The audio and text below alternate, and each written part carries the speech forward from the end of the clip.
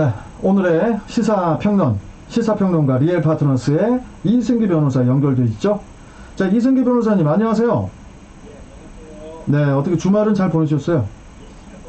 예. 자, 첫 번째 이슈부터 전해주시죠.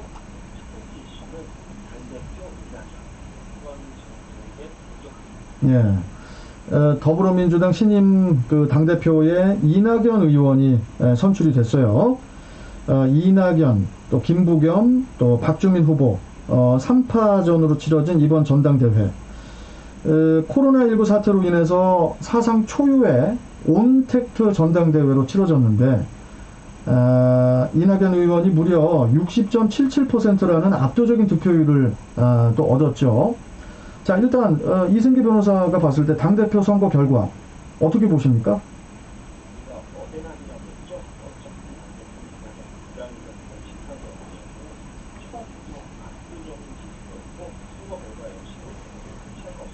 예. 네.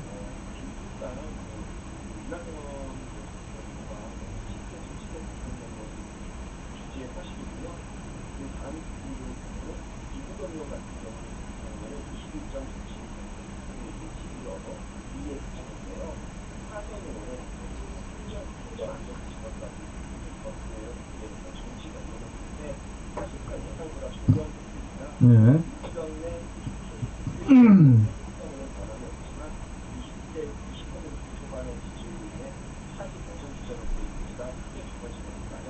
네.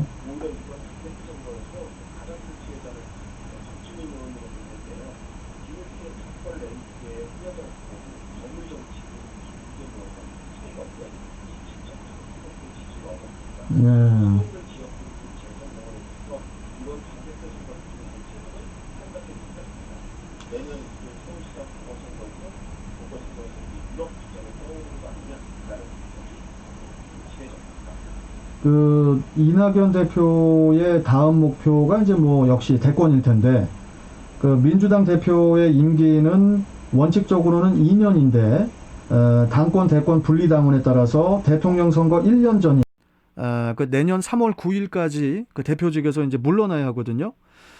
결국, 이 대표는 불과 6개월 남짓한 임기 동안에, 대권 주자로서 존재감을 또 확실히, 또 보여줘야 할 것 같습니다. 예. 특히 이낙연 대표가 이제는 대권 주자로 가기 위해서는 이제 정책적인 측면에서는 공수처 출범, 그리고 정치적 측면에서는 내년 4월 서울시장, 부산시장 보궐선거가 중요한데요. 네. 지금 현 정부의 가장 큰 수건인 공수처가 아직 출범을 못하고 있습니다. 네. 이는 이전과 달리 이제 민주당에서 밀어붙이기식으로 공수처법을 개정하지 못하고 있는 건데요. 이유는 이제 거대 여당의 입법 독주 프레임이라는 이런 부담감 때문입니다. 민주당이 이제 총선에서 승리한 이후에 상임위원장 이제 자리를 독식했고, 또 임시국회에서 부동산 관련 법안을 이제 밀어붙였습니다. 그런데 예. 지지율이 4년여 만에 이제 통합당에게 뒤집히기도 하는 등 이제 여론의 비판을 받기도 하면서 이제 국정 운영의 부담으로 작용했는데요. 결국 이러한 거대 여당의 이제 입법 독주 프레임, 이것이 국민들에게 이제 좀 피로감을 준 거 아니냐, 그래서 입법 동력이 떨어지는 거 아니냐라는 분석이 많습니다. 그렇다 보니 최근 문재인 대통령도 이 신임 지도부에 야당과 협치를 통해 신뢰받는 국회를 만들어달라라고 요청을 했는데요. 사실상 민주당이 이제 공수처를 일방적으로 출범시킬 명분도 약해진 상황입니다. 그러니까 이 대표는 그간 불편한 당 관계로 이제는 극단적 대립을 했던 이 야당과의 관계 회복에 적극 나서면서 또 공수처 출범을 끌어내야 하는 이런 과제를 부담하게 된 것입니다. 또한 정치는 이제는 선거가 모든 걸 말해주는데요. 현재로서는 내년 4월 이틀 서울시장과 부산시장 보궐선거에서 민주당이 후보를 내는 것은 기정사실로 보입니다. 예. 그런데 이제 공천 과정에서 당안파의 비판, 왜냐하면 민주당 당원 당규에 따르면은 이제 부정부패와 같은 중대한 잘못으로 직위를 상실할 경우에는 무공천하도록 되어 있거든요.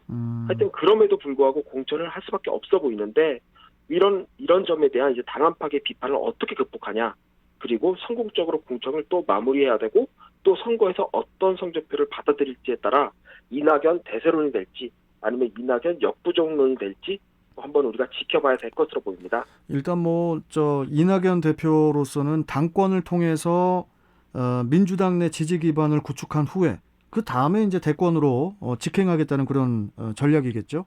예, 이낙연 대표는 이제 당권 잡고 대권 가겠다 이런 전략인데요. 예. 이는 문재인 대통령 모델입니다.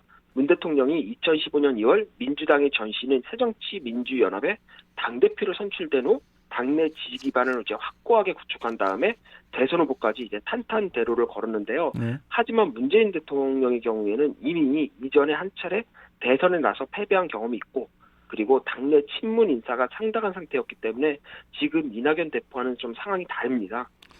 근데 그 향후 그 이낙연 대표와 지금 이제 경기도지사죠. 그 이재명 경기도지사 간의 대권 다툼 역시 친문의 그 표심에 달려 있다. 뭐 이런 그 예측도 있더라고요.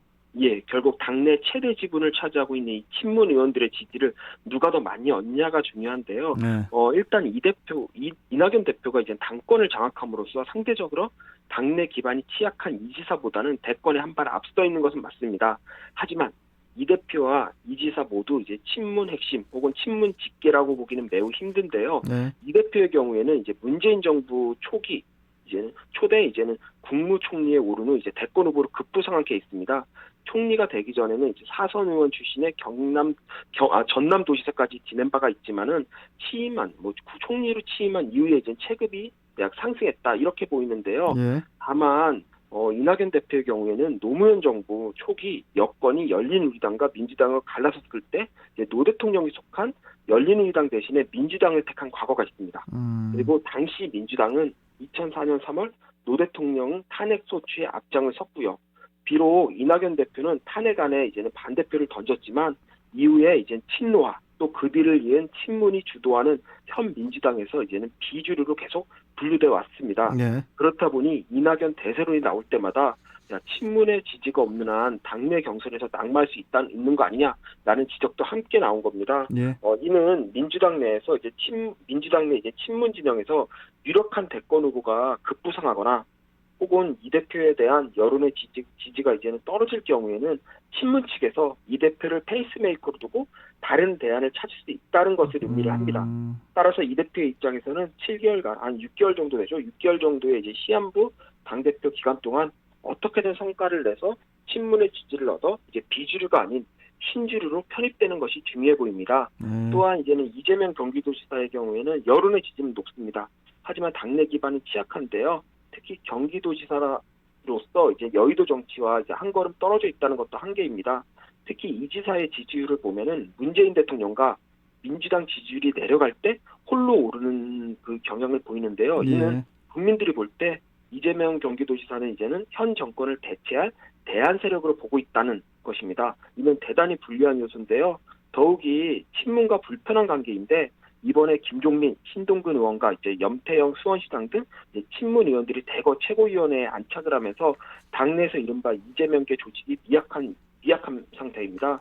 현실적으로 이 지사는 당보다는 당 외부에서 지지층을 결집해서 대권 경쟁에 나설 것으로 보이는데요.